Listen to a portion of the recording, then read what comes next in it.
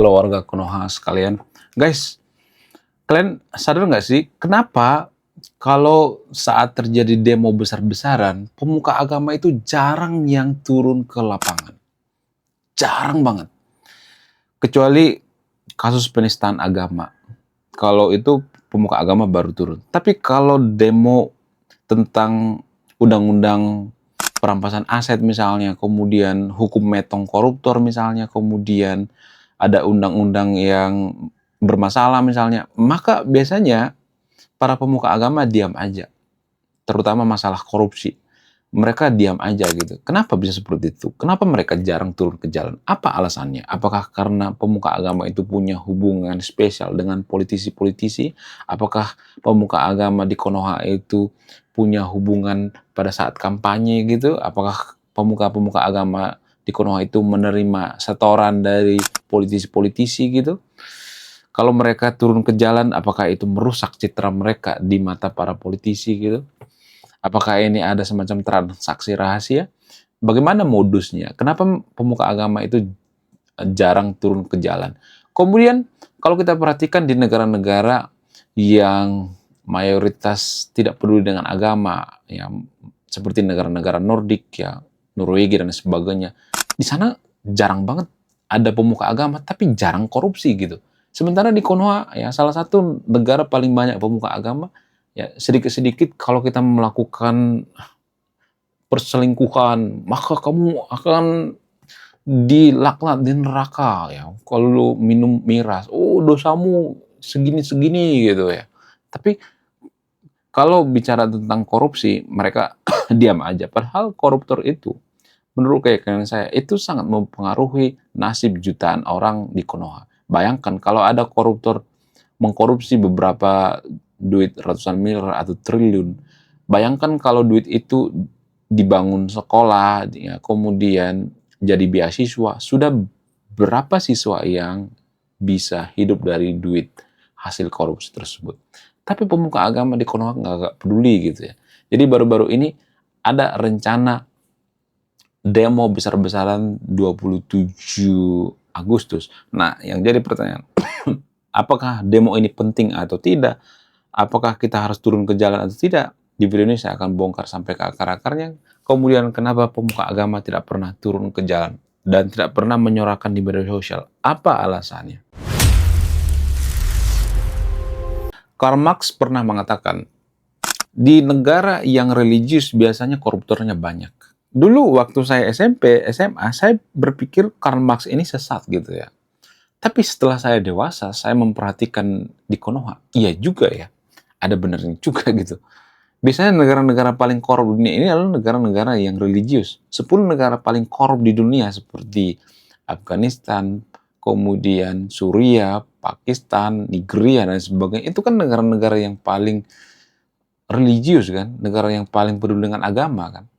Nah, yang jadi pertanyaan, apakah ini alasannya kenapa pemuka agama di Konoha itu nggak mau speak up gitu ya, mereka nggak mau protes terhadap kejoliman, korupsi dan sebagainya gitu. Kenapa pemuka agama di Konoha itu hanya mengurusi dosa yang remeh-temeh gitu, tidak mengurusi dosa yang sangat besar yaitu korupsi, pencurian gitu. Kenapa? Apa alasannya? Ya, jadi sebenarnya ya kalau boleh jujur, nggak semua tapi di disclaimer on ya, sebagian besar pemuka agama di Konoha itu, ketika terjadi yang namanya kampanye, biasanya pemuka agama ini dikasih semacam setoran gitu ya. Ada istilah sungkem gitu ya. Jadi para politisi-politisi, gubernur, ya, presiden, bupati-bupati, biasanya mereka akan sungkem ke pemuka agama. Nah, ketika mereka sungkem, mereka akan diduga melakukan transaksi gitu ya. Transaksi di bawah tanah gitu ya. Kemudian, apa yang jadi imbal? Biasanya yang mereka incar itu adalah yang punya yayasan gitu ya, yang punya banyak murid, pengikut gitu ya. Maka biasanya akan dikasih itu ya, ada semacam transaksi.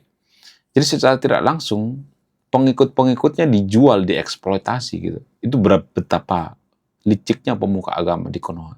Tapi kalau saya ngomong seperti ini nanti banyak nanti yang kejang-kejang kelonjotan berjamaah. Saya tidak mengkritik agamanya, tapi saya mengkritik oknumnya, walaupun oknumnya banyak banget. Ya, mereka mengatakan gak usah mikirin dunia, padahal mereka dapat Alphard, dapat mobil-mobil mewah dari pemuka agama. Jadi itu yang jadi permasalahan guys di negara yang religius. Bukan berarti saya mengatakan yang untuk video ini berhenti beragama, nggak seperti itu. Tapi pada faktanya kan di negara religius seperti itu guys. Pemuka agama itu jarang turun ke jalan. Bisa dikatakan pemuka agama di negara maju itu kagak punya fungsi gitu. Apa fungsinya coba? Fungsi pemuka agama di negara maju. Coba di negara-negara seperti Nordik ya, Jepang, Singapura, apa fungsi pemuka agama di sana? Kagak ada fungsinya. Nah, dugaan saya pemuka agama di Konoha itu mereka nggak pengen Konoha itu jadi negara maju gitu.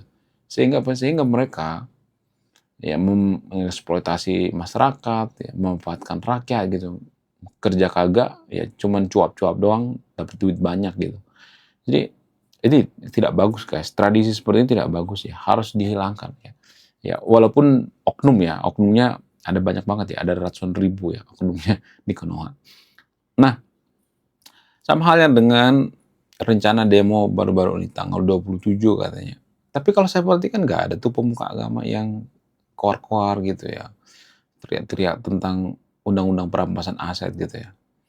Jadi diduga ada orang-orang dari Pati akan datang ke Jakarta tanggal 27 karena mereka sudah berhasil menduduki parlemen di Pati. Lalu mereka akan mencoba ke tingkat nasional yaitu Jakarta. Nah, yang jadi pertanyaan, apakah ini akan bisa bikin negara kita maju atau tidak? Tapi di sisi lain ya, boleh dong saya berpikirnya beda ya. Walaupun kita 1000 kali ganti presiden, ya, ganti pejabat, 1000 kali ganti DPR dan sebagainya, apakah kita jadi negara maju? Enggak. Enggak, itu bukan jaminan guys.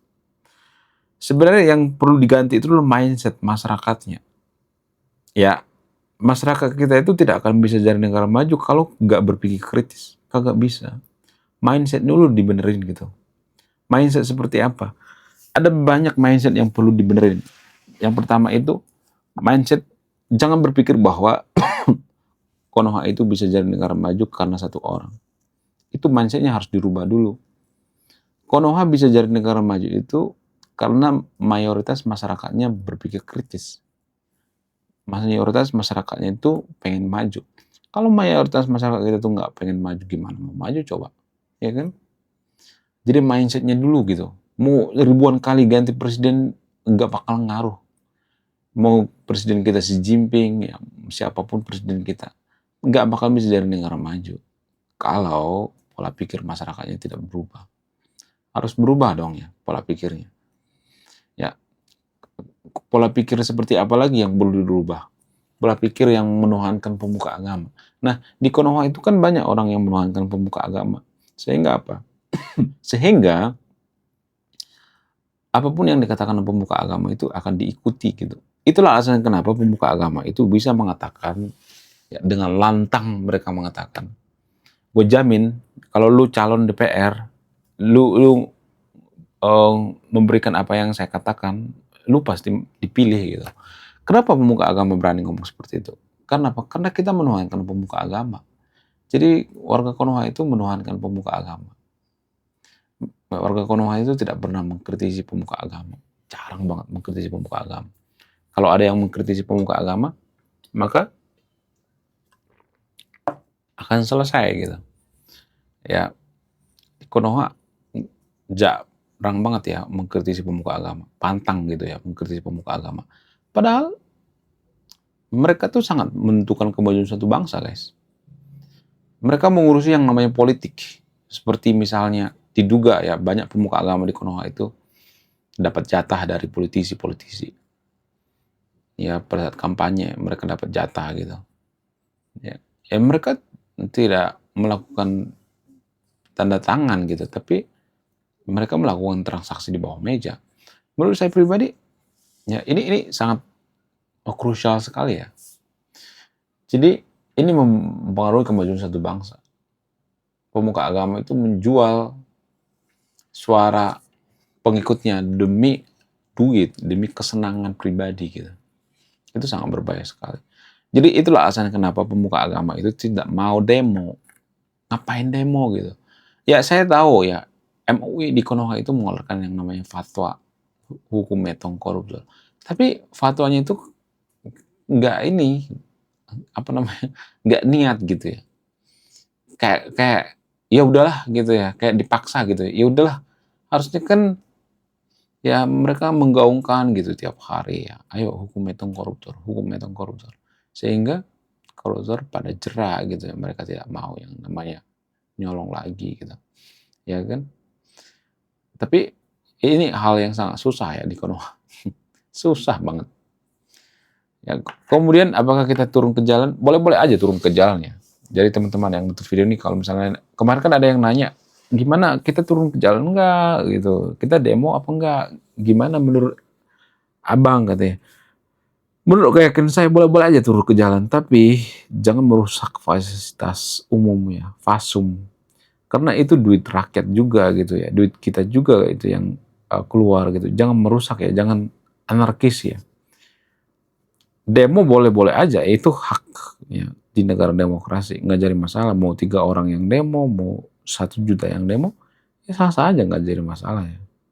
Tapi apakah demo itu menyelesaikan masalah? Sebenarnya demo itu tidak bisa bikin negara kita jadi negara maju, nggak bisa guys. Tapi boleh-boleh aja demo, saya tidak larang ya. Sok aja kalau demo, itu tidak akan bisa jadi negara kita maju. Kalau menurut keyakinan saya, jangan ditiru ya. Kemarin saya golput guys ya, saya tidak pro terhadap siapapun ya. Oh, menurut keyakinan saya, ya lebih baik kita memperbaiki mindset dulu gitu ya, mindset pola pikir kita gitu ya, daripada demo sana demo sini, tapi nggak akan berubah juga, kagak ada yang berubah juga gitu. Ya, bikin capek aja gitu. Ya. Ya lebih baik kita hukum mereka itu pada saat pemilihan gitu. Nanti kalau pas pemilihan jangan pilih lagi gitu. Ya, warga Konoha itu kan masih bisa digoda-goda gitu ya, dirayu-rayu gitu, biar kepilih lagi. Nanti kalau udah kepilih nggak bakal tanggung jawab gitu ya, tinggalin gitu ya. Jadi nggak boleh seperti itu guys ya. Itu tidak baik, itu dilarang. Ya, menurut kalian gimana?